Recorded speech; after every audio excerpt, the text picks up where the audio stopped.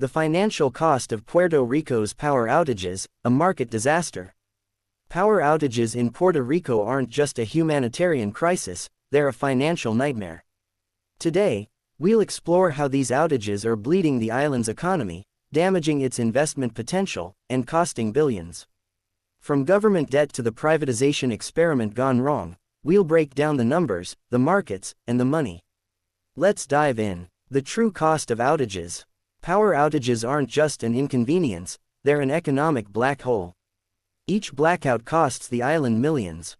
In 2023 alone, it was estimated that the power grid failures caused $3.2 billion in economic losses. That's roughly 4% of Puerto Rico's GDP wiped out by unreliable electricity. Businesses lose revenue when they can't operate. Small enterprises, which make up a significant portion of Puerto Rico's economy, often close for days, forcing layoffs or even permanent shutdowns. Tourism, a key revenue stream, suffers as visitors cancel plans, frustrated by the lack of basic infrastructure. And large companies looking to invest in Puerto Rico, they're hesitant when the grid can't even promise consistent power. How privatization played out. In 2020, Luma Energy took over Puerto Rico's power grid operations under a 15-year contract. The government promised that privatization would fix PREPA's failures, modernize the grid, and lower costs. But here's the financial reality. Since Luma took over, electricity rates have skyrocketed. The average Puerto Rican now pays over 25 cents per kilowatt-hour, more than double the US average. Despite these higher costs, outages have continued.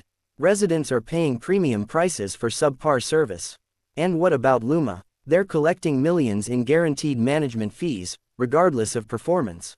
This privatization deal isn't just failing the people, it's funneling taxpayer money into the hands of private entities with minimal accountability.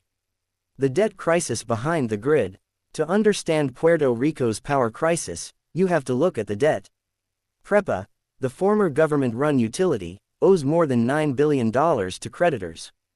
This debt isn't just a number, it's an anchor weighing down the island's entire energy system. Interest payments alone divert funds that could be used for grid modernization or renewable energy projects.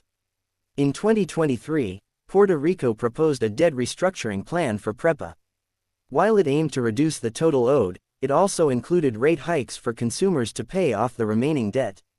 So, in essence, residents are being asked to foot the bill for decades of mismanagement and financial failure. Is that fair, financially sound, or just another band-aid on a deeper problem? The investor impact. Puerto Rico's unstable grid has created a risky environment for investors. Multinational companies are reluctant to set up operations when they can't rely on consistent power. Manufacturing, one of Puerto Rico's strongest industries, has seen stalled growth because outages disrupt production lines. And then there's real estate. Puerto Rico's booming housing market has attracted both U.S. investors and locals, but the power crisis is making buyers second-guess.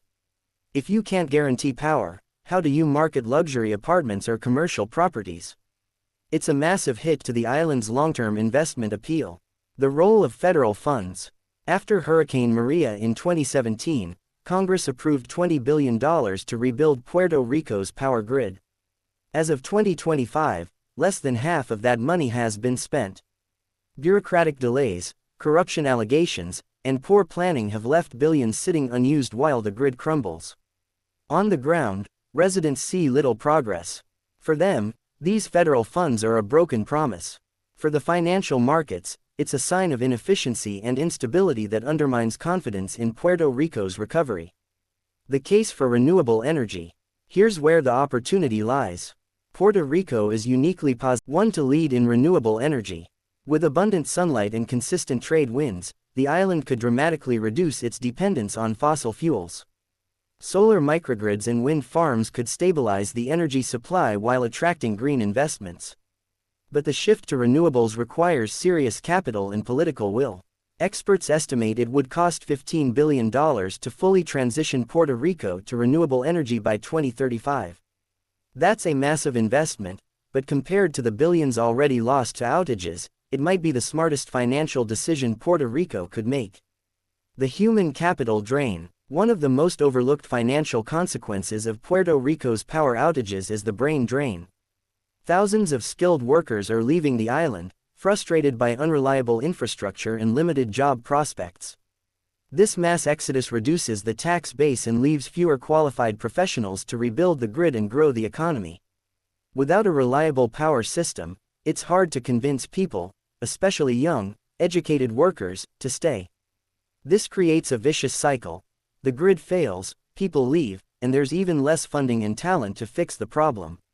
What needs to change? Puerto Rico's energy crisis is a financial disaster, but it doesn't have to be permanent. Here's what needs to happen. 1. Federal funds must be spent efficiently and transparently, with clear timelines and accountability. 2. Debt restructuring must prioritize long-term growth over short-term rate hikes.